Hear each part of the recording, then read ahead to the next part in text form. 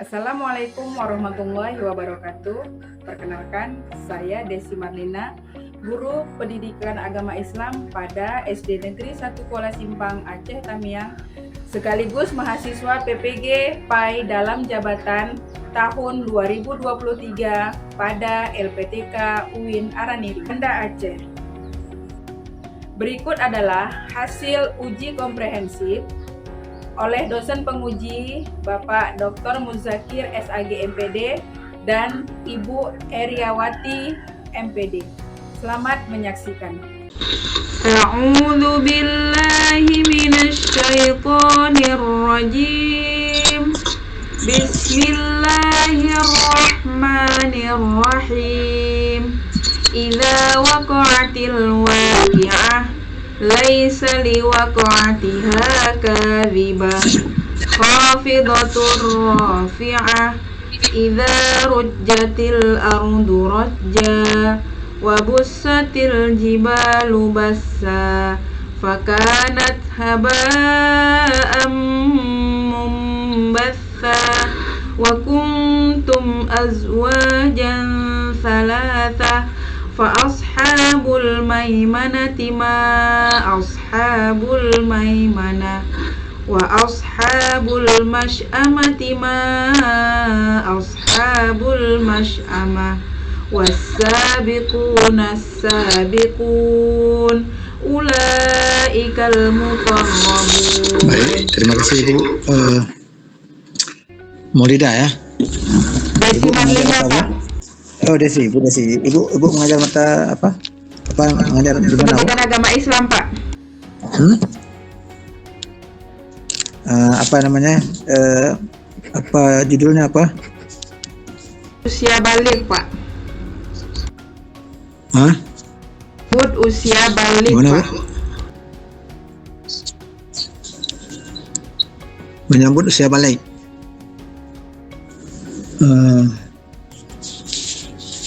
Oke, Ibu. Mengapa Ibu memilih judul itu? Karena di sekolah saya, Pak, saya pernah menemukan kami kan ada kegiatan setiap Jumat itu membaca Al-Quran atau kadang sholat duha berjamaah gitu kan, Pak. Jadi saya mendapati ada anak usia masih kelas 3 SD, tetapi dia sudah haid gitu. Dia izin untuk tidak mengikuti kegiatan karena lagi haid gitu, Pak. Makanya saya pikir memang kalau kita lihat dari postur tubuhnya memang dia lebih besar dibanding teman-temannya yang lain. Namun dari usia sama, masih di kelas 3 SD. Jadi kan mereka belum lagi paham apa yang harus dilakukan, apa yang apa kewajiban atas orang yang sedang haid gitu, Pak. Maka saya merasa ini penting untuk ditelaah lebih dalam. Ibu belajar mengajar pendidikan agama Islam, Wah? Di SD ya, di SD. Berarti di SD belum dipisahkan, Bu? Belum, masih diberi nama pendidikan agama Islam ya. Jadi itu nanti kita sendiri yang memisahkannya atau tidak ada pemisahan seperti itu saja? Gimana, Bu?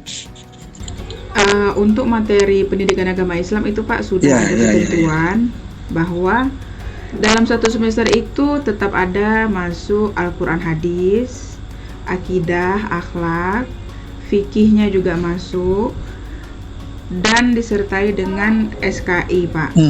Jadi Oke, sedikit saya ingin tanyakan.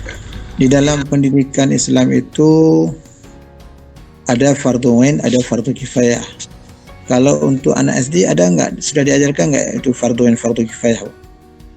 Sejauh ini kalau untuk materi fardhu ain atau fardhu kifayahnya itu belum, Pak. Tetapi dalam pembelajaran misalkan seperti materi sholat, puasa gitu kan, Pak, kan hukumnya fardhu ain. Maka di situ kami jelaskan bahwa fardhu ain itu wajib dikerjakan atas tiap-tiap diri gitu, Pak. Jadi sejalan dengan pembelajaran itu kami masukkan di materi, Pak, gitu, Pak. Tapi untuk materi khusus itu tidak ada gitu, Pak.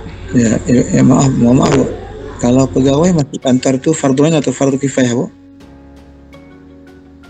Menurut saya itu fardhu ain, Pak. Ya. Apa dasarnya? Karena itu kan sudah terjadi kesepakatan bahwa ada tanggung jawab yang harus dia penuhi setelah dia menerima surat, begitu Pak ya. Jadi dia harus memenuhi kewajibannya, wajib dia untuk memenuhi sesuai kesepakatan. Pastinya kan surat keputusan gitu Pak ya, pas kan ada apa yang harus dia penuhi dalam pekerjaan itu, begitu Pak. Kalau misalnya ada arisan atau orang pesta, tapi pegawai itu ada rapat di kantor dan terjadi pada jam yang sama, kira-kira pilih mana, Ibu? Menurut saya, misalkan kayak seperti saya itu kan Pak, tugasnya masuk kepada jam pelajaran saya di kelas anak-anak. Jadi tadi arisan Pak ya. Ya. Nah, misalkan seperti arisan atau undangan itu bisa saya penuhi di luar jam kerja saya. Jadi saya selesaikan dulu pekerjaan atau tugas yang harus saya kerjakan di sekolah. Baru setelah itu saya penuhi undangan atau arisan gitu Pak. Jadi saya menyesuaikan waktunya Pak. Ya, bagus gitu. Di sekolah Ibu banyak Ibu sudah fardu ain? Belum? Alhamdulillah sudah Pak. Oke. Bapak ingin tanya sedikit, apa namanya? Apa tadi pendidikan agama ya? Anak-anak SD itu ada nggak diajarkan dengan apa namanya? Fardu ain yang menyangkut dengan akidah, ada nggak yang akidah itu masuk bagian mana, Bu? Misalkan tentang akidah itu kan misalkan beriman kepada Allah gitu ya Pak. Itu secara misalkan sifat-sifat Allah itu belum. Misalnya akidah itu kan ada dasar-dasarnya ya, ada akidah Islamiyah gitu, ada sifat yang wajib pada Allah, sifat yang wajib pada Rasul itu kan. Itu ada nggak dipelajari pada kelas SD 3 kelas 3? Ibu mengajar kelas berapa, Bu? Kelas 3, kelas 4 SD, Pak. Ada nggak diajarkan seperti itu? Sejauh ini kalau untuk sifat-sifat Allah belum, Pak. Kami hanya Asmaul Husnanya, Pak. Baik. Ini Ibu Eri sudah bergabung ya. Silakan lanjutkan, Bu, dengan Ibu apa namanya tadi? Ibu Marlina, Desi Marlina. Silakan Ibu Eri. Baik, terima kasih Pak Mujakir. Ini dengan Ibu Desi Marlina, Ibu ya? Iya. Iya, Bu. Baik. Berarti Ibu juga guru PAI, Bu ya? Iya, Bu. Kalau boleh tahu Ibu tugasnya di SD? Iya, Bu, saya di SD. Bu. Baik. Tadi mungkin sudah dengan Pak Mujakir, saya akan menyambungnya terkait dengan pedagogik ya. Ya, pedagogik. Bisa tidak Ibu ceritakan sekilas tentang kurikulum Merdeka yang Ibu tahu? Silakan Ibu. Baik Ibu, terima kasih. Setahu saya kurikulum Merdeka itu adalah kurikulum dengan pembelajaran intrakurikuler yang beragam, di mana konten akan lebih optimal agar peserta didik memiliki cukup waktu untuk mendalami konsep dan menguatkan kompetensi. Atau kurikulum Merdeka juga dapat diartikan kurikulum yang bertujuan untuk mengasah minat dan bakat anak sejak dini.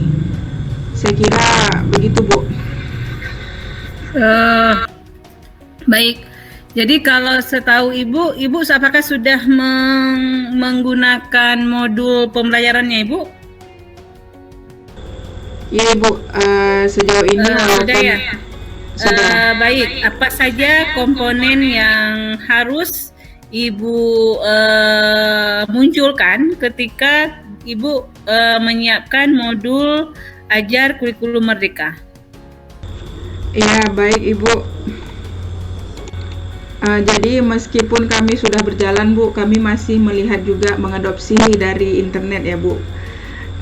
Jadi menurut saya komponen dari modul ajar itu ada 3. Yang pertama informasi umum yang berisi identitas penulis modul, kompetensi awalnya, profil pelajar Pancasila, sarana dan prasarana, target peserta didik, serta model pembelajaran.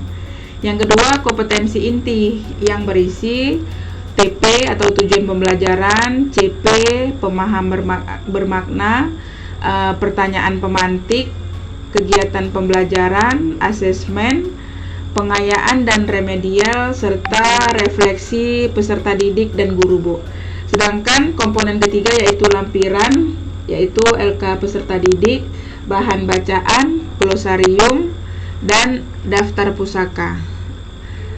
Saya kira itu, Ibu. Kemudian yang bagaimana instrumen yang Ibu ketahui kalau untuk kurikulum Merdeka ini, apa instrumen bagaimana yang digunakan?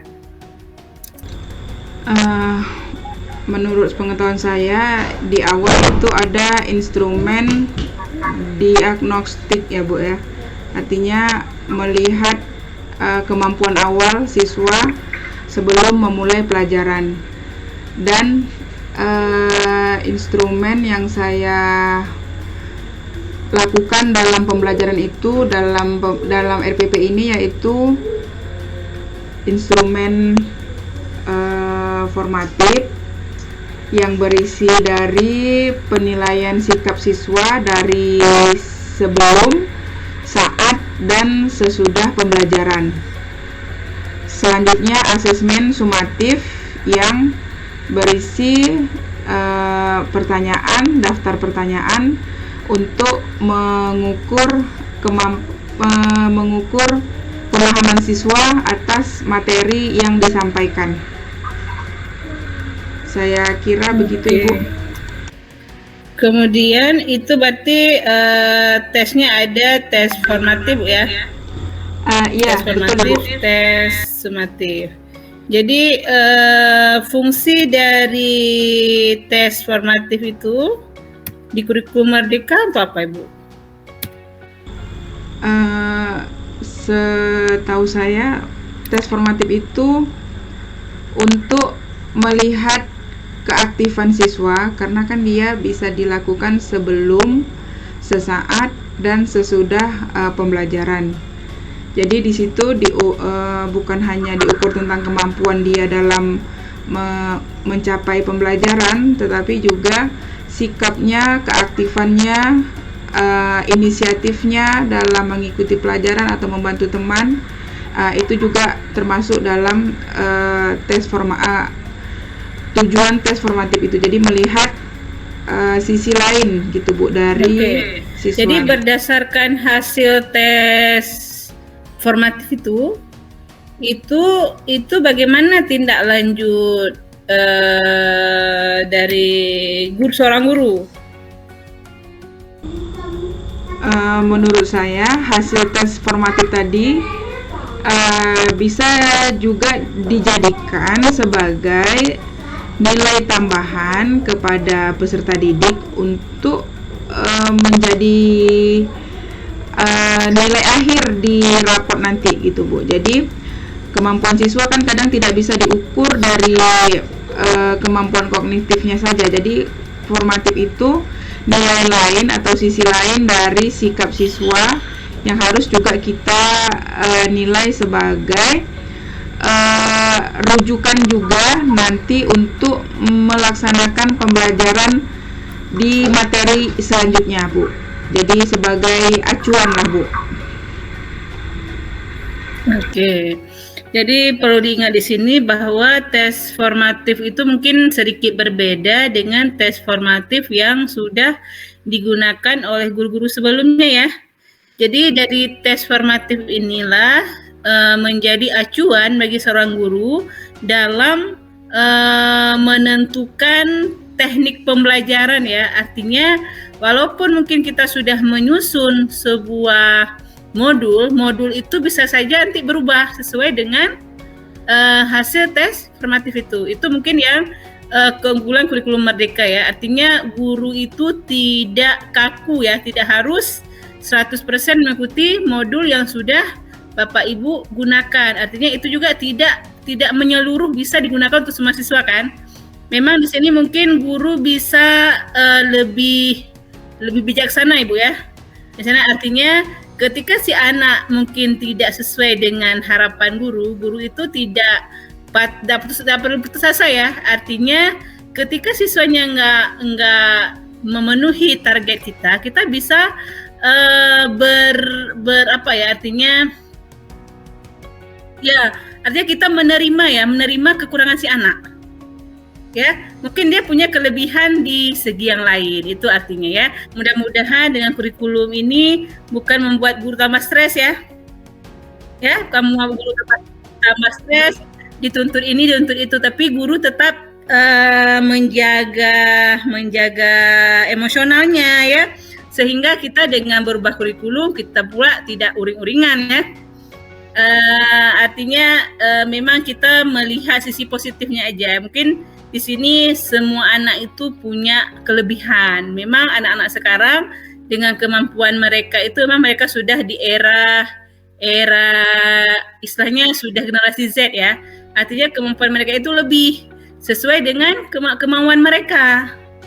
Ya, artinya kita tidak bisa menuntut kemauan kita. Kamu harus begini, mau ibu begini, mau si anak enggak. Ya, itu apalagi mungkin SD ya. Ya, mungkin ibu sendiri melihat bagaimana potensi anak, ya masing-masing anak punya kemauan yang berbeda. Itulah mungkin yang diharapkan kurikulum merdeka ya. Itu sisi yang positifnya. Memang nggak mungkin tidak setiap program itu pasti ada sisi negatifnya. Kita nggak usah kita bahas yang negatif dan yang positifnya saja. Baik, itu yang terakhir Ibu ya. Yang terakhir itu terkait dengan PPRA ya. Nah, itu bagaimana proyek yang sudah Ibu rencanakan?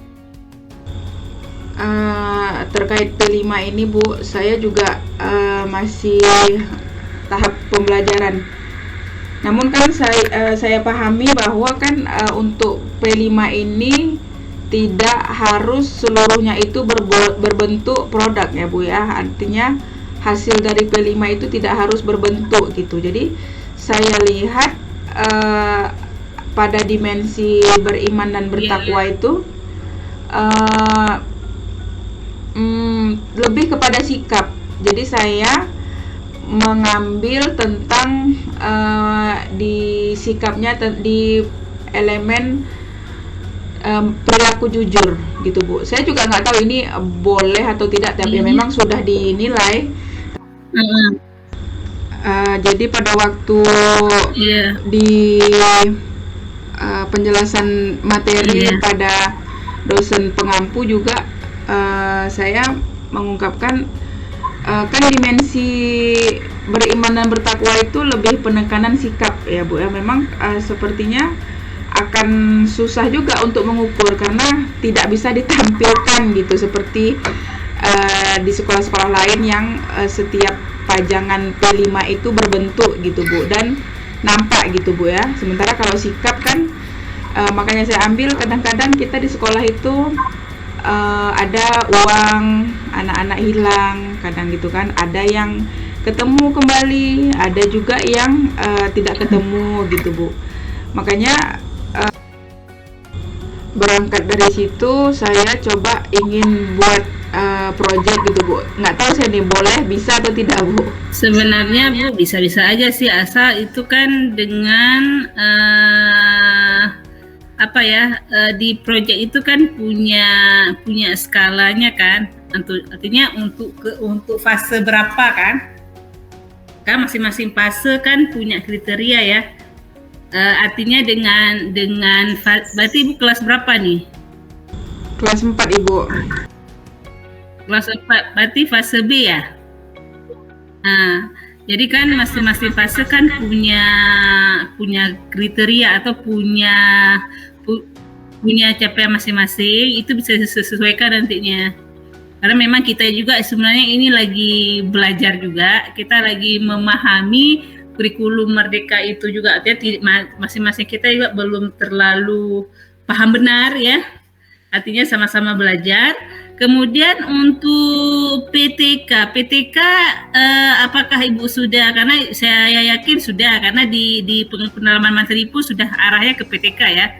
Apa sudah Ibu siapkan PTK-nya? Sudah Ibu, sudah proposal PTK-nya sudah Bu. Berkesinambungan dengan modul ajar yaitu fikih menyambut Jadi usia balik. apa proposal yang sudah Ibu rencanakan? Untuk judulnya itu Bu, penerapan model problem based learning dalam meningkatkan hasil belajar siswa pada materi usia balik di kelas 4. Oke.